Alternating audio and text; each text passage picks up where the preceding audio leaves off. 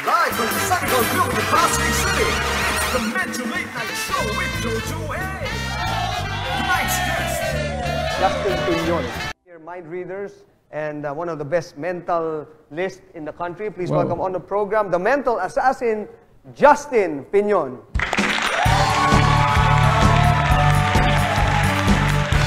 Oh yeah. Number one. Hello. Oh. Just, thank you, Thank you very much for making time. Matagal na tayo nagpe-Facebookan eh. Ano ba Facebookan? Facebookan talaga. Thank you for having me here. Na-excite ako bigla. The pleasure's all mine because I consider you one of the best, if not the best. Wow. In the industry. So, thank you very much. Yeah, right. Thank you very much. Okay, surprise me, Barico. Right. What are we going to do now? So, let's try something different. So, let's try something different. Yeah, let's try something I like the sound of different. that. Sige, okay. Alright, so, may kikwentuhan muna kita bago ko gawin yung gusto kong gawin. Para different talaga. Huwag naman tama. Kwentuhan muna. Kasi meron kami ng wife ko, no? Meron kaming napanood na video somewhere, maybe on YouTube yata, na na-touch talaga kami. And the story is parang ganito. So, bigyan ko na lang ng parang summary kung ano nangyari doon sa story. Doon sa story, merong bata na tumawag sa isang pulis. Tapos sabi niya, can you help me find my mom? Tinanong pulis sa kanya, ba't kailangan natin hanapin yung mommy mo? Anong nangyari? Sabi niya, huling nakita ko siya sa hospital. Sabi nung doctor sa amin, umalis na daw siya, wala na daw siya. So parang hindi na-gets nung bata kung nangyari, pero na-gets nung police officer. Sabi niya, you know what, ganito gawin mo. Write a letter to your mom, put it inside a red balloon, and let it float. Okay. Because she's gonna get the message. In heaven. In heaven, okay. Yeah. So sabi ng bata, okay, good. Ginawa niya yon.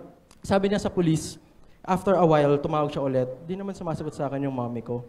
So naawa yung police, ang ginawa niya, siya yung sumasagot as the mother. Okay. So sobrang na-touch ako kasi ang happiness pala sa loob natin. And also I realized na hindi pala kailangan maging huli ang lahat. Baka sabihin mo yung gusto mong sabihin sa isang tao. Right? So, ako, naisip ko, swerte pa pala ako kasi buhay pa yung parents ko. Masasabi ko pa sa kanila yung gusto kong sabihin. Right? So, here's what we're gonna do.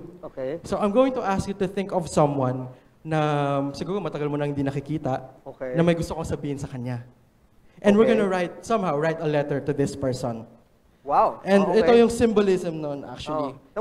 Yung iisipin ko na yan, kailangan buhay pa. Yes, kailangan buhay pa. Paano kung gusto ko siyang patayin? Baka may nabasa ko kung sino yun, ate-ate na yun. Wala. So, this is a red balloon na parang it will symbolize what we're gonna do. Okay. So, I wanted to think of a person. Scary, I wanted to think of a person or someone na matagal mo nang hindi nakikita na may gusto kong sabihin sa kanya. And if you have this person in mind, just say yes. Well, I'm thinking about him now. Oh, him. Okay, good. So, it's a him, lalaki. It's a him. It's a him. Okay, good. So, I wanted to imagine this person na nasa harapan mo ngayon. Okay.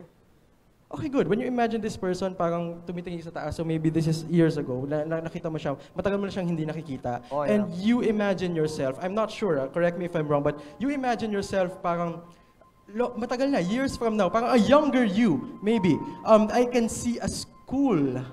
Yes. You see yourself in a school, maraming students, maraming tao. Parang may nakikita akong malaking soccer field or football field, malaking field dun sa school. Maybe facing this person's. Okay, good. Matanda na to. Parang parang mataas yung pwesto niya dun sa school. Yes? Right? Yes, I can see a sign dun sa school, yung name ng school. Matagal na to, bata ka pa, high school ka ba nito? Yes. Yes, school. Imagine mo yung pangalan ng school nasa harapan mo. Okay, Marist. Nasa Marist ka ba? Oh my God! Okay, good. Okay. Okay, so you're imagining someone... Nag-goosebumps na ako, pare. You're imagining someone nasa Marist. Okay, sino kaya to? Mataas yung tingin mo sa kanya, pag kinakausap mo siya, siguro nasa table siya, okay, good. This person, pag tumayo kayo, mas matangkad siya na sobra, hanggang ngayon siguro, pag matangkad siya. Lean, white hair, medyo, Singkit ba? Parang medyo Chinese or I'm not That's sure. right. Okay, good. Can you think of this person's name? Okay, good. When I said na can you think of this person's name, parang this person, may title siya, of service for the Lord. Parang ganun. Somehow like that. Yes, Something that's like that. correct. This person, I'm not sure kung tama ako, but is this person your principal in high school? Yes, that's Yes. correct. Oh my God! Oh my God! Oh my God! Oh my God! Oh my God! Pare, natatakot na ako sa'yo, ha? Principal, okay, good. Yes. Hindi ko kilala kung sino yung taong yon, right? Hindi mo naman sinabi sa akin. Hindi mo alam kung ano mangyayari ngayon. Hindi. Sige, think of this person's name. Okay, good. Brother. Parang, tama. Service, brother. I'm not spot on with my names. God, I'm not spot okay. on with names. Pero kapag close, siguro pag bibigyan mo ako, okay lang, no? C. Sige, over and over again in your head, mention this person's name over and over again. Crispin? Oh, Betita. oh my God! Yes! Yes! Oh my... Tama. Crispin Betita.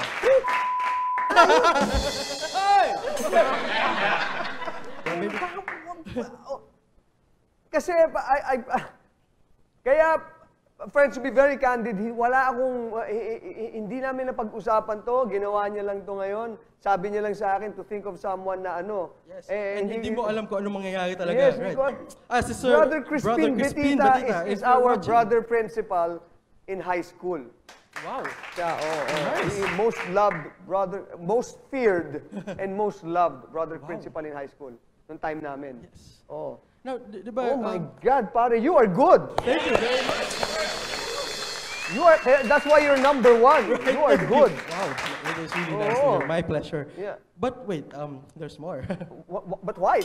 There's more. There's more.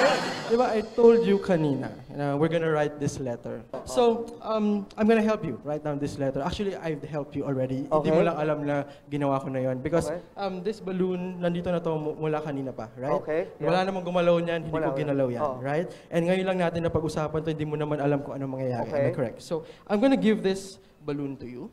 Alright? And kung napapansin mo, may nakalagay sa loob. Meron. Yes. So I'm going to ask you to pop that balloon. Pop the for balloon. me. Yeah. Okay. So you want to do it there or dito sa harapan? Sige. Yeah, sige. Okay, we'll do it here. So maybe we can use a pen. Alright. And pop the balloon. I'm gonna move backwards. All right. May nahulog. All right. Something inside. Look. Now please tell us. Okay natin, ha? Alright. May letter na nahulog or paper, right? And please open it up. Meron nakasulat dyan sa labas. Ano nakasulat? To my high school principal. My high school principal. All right. Now, before you open that, Ayan. before you read us kung ano yung nakasulat dyan, hindi mo pa pala sinasabi sa akin kung ano yung gusto mong message na sabihin sa kanya. Okay, Am I right? my message to my brother principal, Brother Crispin Betita, is thank you very much for all the love and guidance, no? Okay. Kasi isa ako sa mga pinakagago nung araw. and he was so happy that I made it. Okay. And sabi niya sa akin last time nakita kami, you know what, Joe, Alehar pa ang tawag sa akin, you know, I'm very happy and proud of you na you have actually made something out of your mischief. Mischief. Interesting Interesting word, you know? mischief. So, mischief, but you know, so... Sige, read us. Yun yung message And mo he sa never kanya. stopped believing. Sige, basahin mo sa amin kung ano nakasulat dyan. Oh my God, dearest Brother Crispin, thank you for guiding and teaching me the right path. I know that you're very proud of my mischief. And I can still remember when you said that my kalokohan worked for me. Wonders. Sincerely yours, Jojo A. Thank you very, very much! Oh my God, pare, you are good. You are good. That is good. You are very, very good. Thank you very, very much. Ladies and gentlemen, the mental assassin on the Medyo Late Night Show. Pare. Wow. Namiss ko tuloy si Brother Crispin. Magaling. Maybe kung nanonood si Brother Crispin. Oo, Brother Crispin. Ay, nako. One of the best ever. Sabi niya sa akin noon, alam mo, Joe, alam mo, Alehar, sabi niya, when I was mad at you, don't worry, I was just pretending to be mad. Sabi ko, don't worry, brother, I was just pretending to be scared. But anyway, pare ko, you are number one in our books. The Medyo Late Night Show congratulates you. Thank you. Thank you, the Mental Assassin, ladies and gentlemen, Justin Piñon on the Medyo Late Night Show. Thank you very much. All right, that's, pare, ano pa rin ako, I'm still in a daze and an awe, di ba? Pero thank you, pare. God bless you and your talent, pare. God bless you and your talent. All right, boys, that's all the show every night. Many thanks for watching. Thank you to Justin. Momentarily, I always leave you with this note. Always do everything, friends, for the greater glory of God and for the service of man. Always love and always laugh. This has been the Medyo Late Night Show. And I'm Jojo A. Good night, Brother Christine. Nice. Ever forever.